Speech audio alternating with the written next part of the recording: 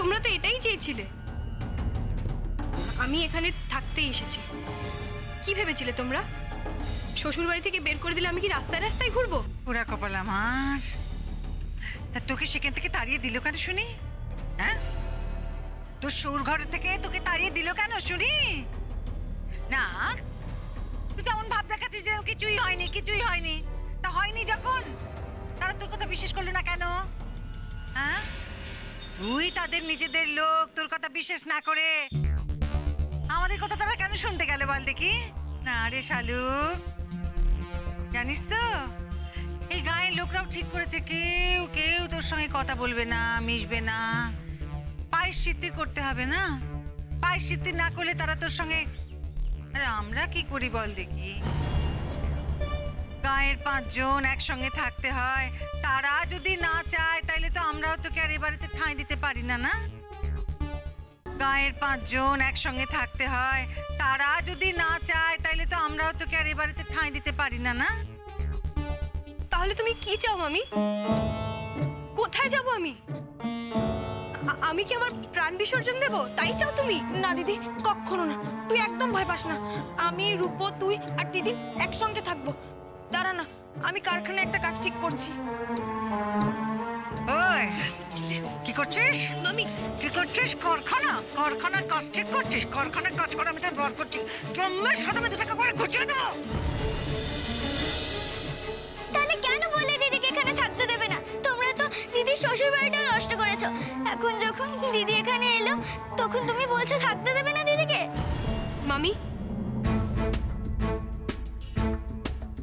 তোমাদের ঘরের ভেতরে আমি শোবো না। তোমাদের সব কাজ আমি করে দেবো। তোমাদের বাড়িতে তো একটা কাজের লোকেরও দরকার বলো। বিয়ের আগে অর্ধেক কাজ তো সব আমিই করতাম। আমি তো এখানে থাকলে তোমারই সুবিধা মামি। তোমার সব কাজ আমি করে দেবো, তুমি শুধু আমাকে এখান থেকে তাড়িয়ে দিও না। কিন্তু পোড়া কপাল আমার, আমি তো তোকে রাখতে পারবো না শালু। তোকে বাড়ির কাজের লোক হিসেবে তো রাখতে পারবো না, রান্নার লোক। পোড়া কপাল, রান্নার লোক হিসেবে তো তোকে আরো রাখা যাবে না। তোর গায়ে যা কলঙ্ক লেগেছে, তোর হাতে ভাত খাওয়া তো চলবে না শালু, বল। বেশ, তাহলে আমি না হয় বাইরের কাজগুলো করে দেবো, তাতে তো কোনো দোষ নেই মামি। ঘটনাটা যখন ঘইটাই গেছিল তখন কইলি তো বার্তা, গায়ের লোকের ডাইকা বিচার সভায় বসে তোমার শুদ্ধ করতাম। মামু, আমি তোমার নিজের মেয়ে নই, কিন্তু তুমি আর তোমার দিদি তো একসঙ্গেই বড় হয়েছো। আমি দেখিনি, কিন্তু দিদির মুখে আমি অনেক গল্প শুনেছি। সেসব দিনের কথা কি তোমার একবারও মনে পড়ে না মামু? নিজের দিদির মেয়েকে মিথ্যে কলঙ্ক দিয়ে বিচার সভায় বসাবে তুমি?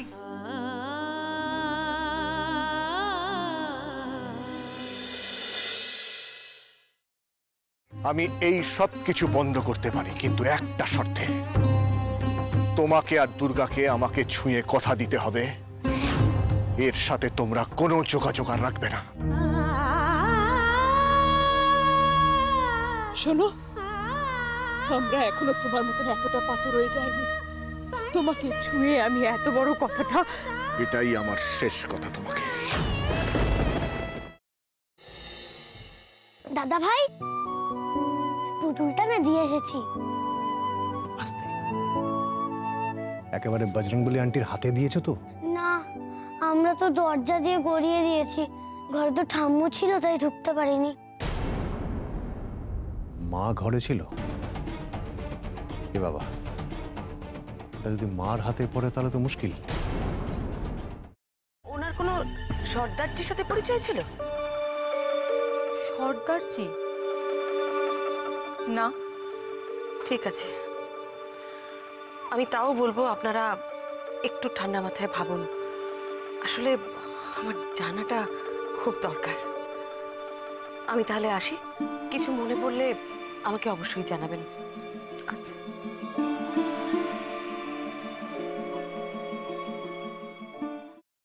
ফ্রাইং প্যানে Emami healthy and tasty refined rice bran oil গরম করে তাতে গোটা কালো সর্ষে আর কারি পাতা ফোড়ন দিয়ে ওর মধ্যে একে একে টমেটো কুচি, বাঁধাকপি বাটা, নুন, হলুদ গুঁড়ো, শুকনো লঙ্কা গুঁড়ো আর সামান্য চিনি দিয়ে ভালো করে কষিয়ে নিয়ে ওই মিশ্রণে কুড়িয়ে বেটে রাখা নারকেল, পাকা লঙ্কা কুচি আর কারি পাতা দিয়ে ভালো করে নাড়াচাড়া করে নামিয়ে নিয়ে নারকেলের স্লাইস, পাকা লঙ্কা স্লাইস আর কারি পাতা দিয়ে সাজিয়ে সার্ভ করুন বাঁধাকপির ঝাল।